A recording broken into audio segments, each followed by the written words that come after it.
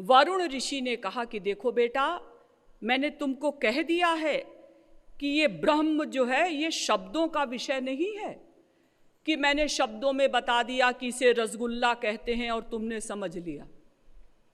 तपस्या करो, तपस्या के द्वारा जानो कि ब्रह्म किसे कहते हैं। फिर गए तपस्या करने और उन्होंने जाना मनो ब्रह्मेति व्यजानात् मनसो ह्येव खल्विमानि भूतानि जायन्ते मनसा जातानि जीवन्ति मनः प्रयन्त्यभिसंविशन्ति। मन से ही संपूर्ण संसार उत्पन्न होता है, मन में ही स्थित है और मन में ही लय हो जाएगा, इसलिए मन ही ब्रह्म है। लेकिन ये उत्तर भी ठीक नहीं। फिर जाओ तपस्या करने। फिर गए तपस्या करने तो उन्होंने बहुत ऊंची चीज अब की बार पाई। क्या? विज्ञानम ब्रह्मेति व्यजानात् विज्ञानाध्येव खल्विमानि भूतानि जायन्ते विज्ञानेन जातानि जीवन्ति विज्ञानम प्रयन्त्यभिसंविशन्ति।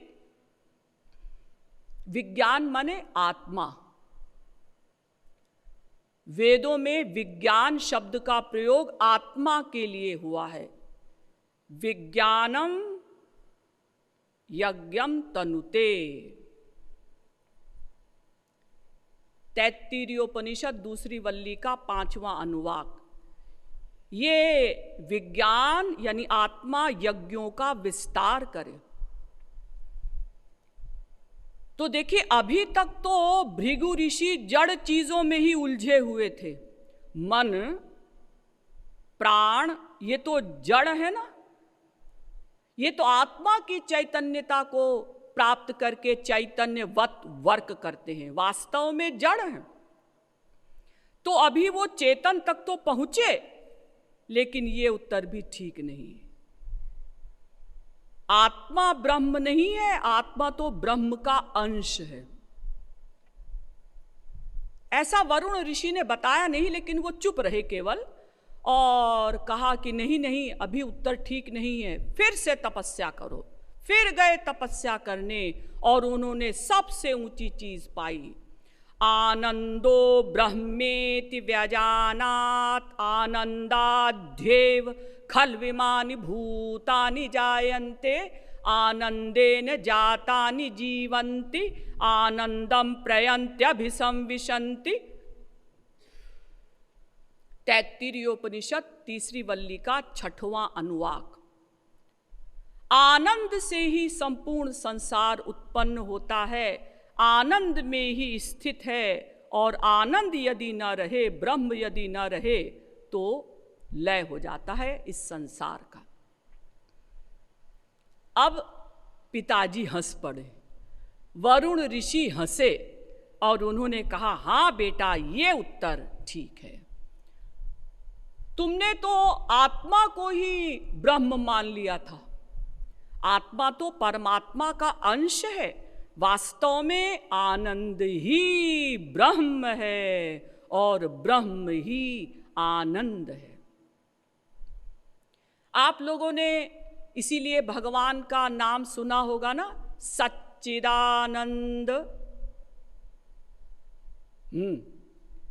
लेकिन क्या आपने भगवान का कभी ये नाम सुना, सच्चित? ना, चित सत ना। सभी लोग यही कहते हैं, सच्चिदानंद ब्रह्म। तो इसमें कुछ विज्ञान है, लिंक है, रहस्य है। ब्रह्म का 3 प्रकार का स्वभाव, सद्ब्रह्म, चिद ब्रह्म, आनंद ब्रह्म। सत से परे चित, चित से परे आनंद। देखिए, इसीलिए आपने भगवान का ये नाम भी सुना होगा, चिदानंद। चिदानंदमय देह तुम्हारी विगत विकार जान अधिकारी। यहां पर सत नहीं बोला, क्यों? क्योंकि चित्त के अंतर्गत सत अंडरस्टूड है।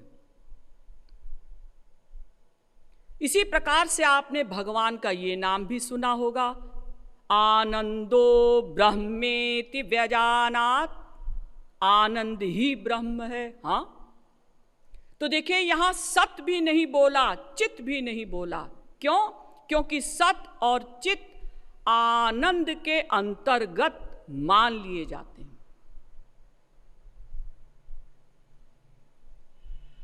तो इसीलिए ब्रह्म किसे कहते हैं? आनंद ही ब्रह्म है, ब्रह्म ही आनंद है। आनंदमयोध्यासात् ब्रह्म सूत्र कहता है, आनंद ही ब्रह्म है। हम लोग कह देते हैं ना, ब्रह्म में आनंद है, भगवान में सुख है। ये तो ऐसे ही समझाने के लिए बोल दिया जाता है। वास्तव में ब्रह्म ही आनंद है, आनंद ही ब्रह्म है। ब्रह्म में आनंद है ऐसा नहीं, ब्रह्म ही आनंद है। इसीलिए वेद ने भगवान के लिए कहा, रसो वै सः, तैत्तिरीयोपनिषद दूसरी वल्ली का 7वां अनुवाक। वो रस ही है, ये नहीं कहा उसमें रस है, रसो वै तस्मिन, ऐसा नहीं कहा, वो ही रस है। तो फिर ये तो संत महात्मा केवल समझाने के लिए कह देते हैं जीवों को, अरे भाई तुम कहाँ संसार में आनंद ढूंढ रहे हो, संसार में आनंद नहीं है, भगवान में ही आनंद है। ये तो जीवों को समझाने के लिए इस प्रकार से संतों को कहना पड़ता है। जैसे कोई छोटा बच्चा अपने पिता से पूछता है, पिताजी समुद्र किसे कहते हैं? या कोई गांव का गंवार जिसने कभी समुद्र न देखा हो और वो किसी से पूछे, भाई समुद्र किसे कहते हैं? तो लोग ऐसे ही कह देते हैं, अरे भाई जहां पानी ही पानी हो। बहुत से लोग कह देते हैं ना, समुद्र में पानी है। समुद्र में पानी है, ये वाक्य एकदम गलत। समुद्र माने जल का भंडार, जल निधि। तो जल के भंडार में जल है, ये सेंटेंस तो ठीक नहीं है। लेकिन समझाने के लिए कह दिया जाता है समुद्र में बहुत पानी है। तो समुद्र क्या कोई बर्तन है, कोई कटोरा है कि जिसमें पानी है? ना ना, समुद्र का तो मतलब ही है कि जल ही जल, जल में जल है। ये सेंटेंस गलत है ना, जल निधि में जल है। लेकिन समझाने के लिए जैसे कह दिया जाता है समुद्र में पानी है, ऐसे ही हम जैसे जीवों को समझाने के लिए संत महात्मा कह देते हैं भगवान में आनंद है। वास्तव में ऐसा नहीं, भगवान ही आनंद हैं, आनंद ही भगवान हैं। ये दोनों पर्यायवाची शब्द हैं। अगर भगवान में आनंद होता तब तो इसका मतलब भगवान कोई सूखा सूखा पदार्थ है, उसमें बाहर से जब आनंद आया तो भगवान आनंद लेने लगा। जैसे रसगुल्ला होता है ना, रसगुल्ले में दो चीज़ें होती हैं, एक तो छेने का गुल्ला होता है सूखा सूखा, उसमें जब रस डाला जाता है तो वो रसगुल्ला हो जाता है। तो क्या इसी प्रकार से भगवान भी कोई सूखा सूखा पदार्थ है? और जब बाहर से आनंद आया उसमें, तब वो भगवान आनंद लेने लगा, ऐसा है क्या? ना ना। तो आप लोग समझ गए, पहली बात तो हम लोग ईश्वर के अंश हैं। दूसरी बात, ईश्वर और आनंद ये दोनों पर्यायवाची शब्द हैं, यानी ईश्वर ही आनंद है, आनंद ही ईश्वर है। तो इस प्रकार से हम आनंद के अंश हो गए। जब हम लोग ईश्वर के अंश हैं, वेद से लेकर रामायण तक हर ग्रंथ कहता है, और ये भी मैंने आपको बता दिया कि आनंद और ईश्वर ये दोनों पर्यायवाची शब्द हैं, तो इस प्रकार से हम आनंद के अंश हो गए। और ये भी आप लोग जानते होंगे कि प्रत्येक अंश अपने अंशी से नेचुरल प्यार करता है। तो चूंकि हम आनंद स्वरूप ईश्वर के अंश हैं, इसलिए हमारा स्वाभाविक स्वभाव है आनंद चाहना। प्रत्येक जीव, चींटी से लेकर ब्रह्मा जी तक, एकमात्र आनंद ही चाहता है। जैसे मिट्टी का ढेला, इसका अंशी कौन है? पृथ्वी। तो मिट्टी का ढेला अपने अंशी पृथ्वी की ओर जाता है, लेकिन ये मिट्टी का ढेला अभी पृथ्वी से क्यों नहीं मिल रहा है? क्योंकि इसको हाथ ने पकड़ रखा है। अगर हाथ पकड़ने को छोड़ दे तो मिट्टी का ढेला अपने अंशी पृथ्वी की ओर चला जाए। जितनी भी नदियां हैं स्वाभाविक रूप से अपने अंशी समुद्र की ओर अग्रसर हो रही हैं। जितनी भी अग्नि शिखाएं हैं स्वाभाविक रूप से अपने अंशी सूर्य की ओर अग्रसर हो रही हैं। तो चूंकि प्रत्येक अंश अपने अंशी से नेचुरल प्यार करता है, इसीलिए हम लोग नेचुरल आनंद से यानी ईश्वर से प्यार करते हैं। अब थोड़ा सा दर्शन शास्त्रों के द्वारा समझेंगे। प्रश्न उपस्थित होता है कि ये जो सुख है ये किसका धर्म है? तो बहुत से तार्किक आए। एक ने कहा कि ये सुख विषय का धर्म है, लेकिन ऐसा नहीं हो सकता। विषय सुख विषय का धर्म नहीं हो सकता। क्यों? क्योंकि भोग काल में ही सुख समाप्त हो जाता है। जैसे आपने पहला रसगुल्ला खाया, सुख मिला? हाँ मिला। कितना? 1 किलो। दूसरा रसगुल्ला खाया, सुख मिला? हाँ मिला। कितना? आधा किलो। तीसरा रसगुल्ला खाया, सुख मिला? हाँ मिला। कितना? 1 पाव। चौथा रसगुल्ला खाया, सुख मिला? हाँ मिला। कितना? 1 तोला। पांचवा रसगुल्ला खाया, सुख मिला? ना, सुख समाप्त हो गया। छठा रसगुल्ला खाया, अजी अब तो जी मिचलाने लगा है, उल्टी होने वाली है, अजी 1 रसगुल्ला और खाओ। नहीं नहीं, अब हम नहीं खा सकते, उल्टी हो जाएगी, हमारे ऊपर कृपा करो, हम रसगुल्ले के पैसे दे देंगे, लेकिन रसगुल्ला अब हमको मत खिलाओ। देखिए, भोग काल में ही सुख समाप्त होता जा रहा है। अगर विषय सुख विषय का धर्म होता तब तो चाहे 1 रसगुल्ला खाओ, 20 खाओ, 50 खाओ, 100 खाओ, सुख मिलते रहना चाहिए था। लेकिन हमारा अनुभव बता रहा है कि पहले सुख मिला, फिर धीरे धीरे कम हुआ, फिर समाप्त हुआ, फिर उसी वस्तु से हमें दुख मिलने लगा। एक माँ है, उसका बच्चा 4 दिन से खोया हुआ था, 4 दिन बाद मिला। उसने अपने बच्चे का आलिंगन किया। पहले मिनट बहुत सुख मिला, दूसरे मिनट सुख और कम, हाथ ढीला हो गया।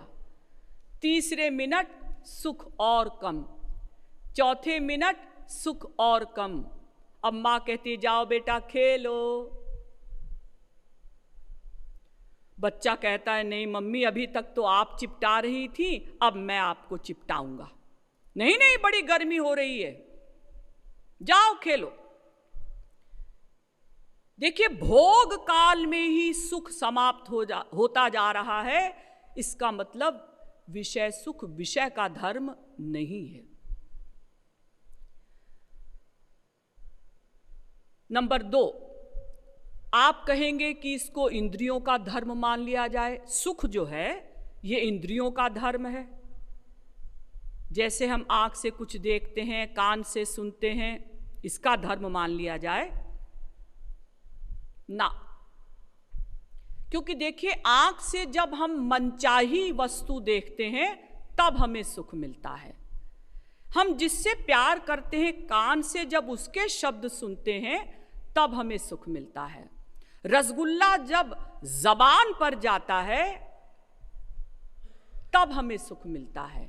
लेकिन रसगुल्ला अगर प्लेट में रखा है और आप उसको देखिए, सुख मिलेगा नहीं। आपका बच्चा इंग्लैंड अमेरिका गया हुआ है, आप इंग्लैंड की ओर मुंह करके खड़े हो जाइए, क्या आपको बच्चे को पाने का सुख मिलेगा? ना।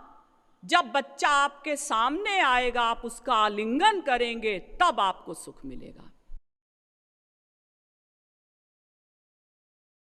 तो है मोरी किशोरी राधे, तो है मोरी किशोरी राधे, तू ही तो है मोरी किशोरी राधे, तो है मोरी किशोरी राधे, मैं भी तो हूँ तोरी किशोरी राधे, मैं भी तो हूँ तोरी किशोरी राधे, ओ मैं भी तो हूँ तोरी किशोरी राधे, मैं भी तो हूँ तोरी किशोरी राधे, मुँह पे हो कृपालु किशोरी राधे, पे हो कृपालु किशोरी राधे, ओ मुँह पे हो कृपालु किशोरी राधे, पे हो कृपालु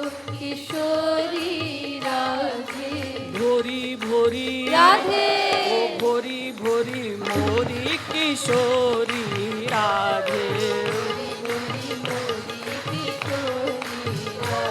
ओ भोरी भोरी मोरी किशोरी राधे, भोरी भोरी मोरी किशोरी राधे, ओ भोरी भोरी मोरी किशोरी राधे, ओ भोरी भोरी मोरी किशोरी राधे, ओ भोरी भोरी मोरी किशोरी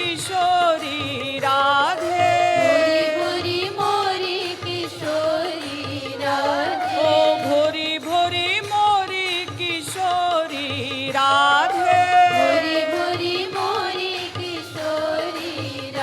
ओ भोरी भोरी मोरी किशोरी राधे, ओ भोरी भोरी मोरी किशोरी राधे,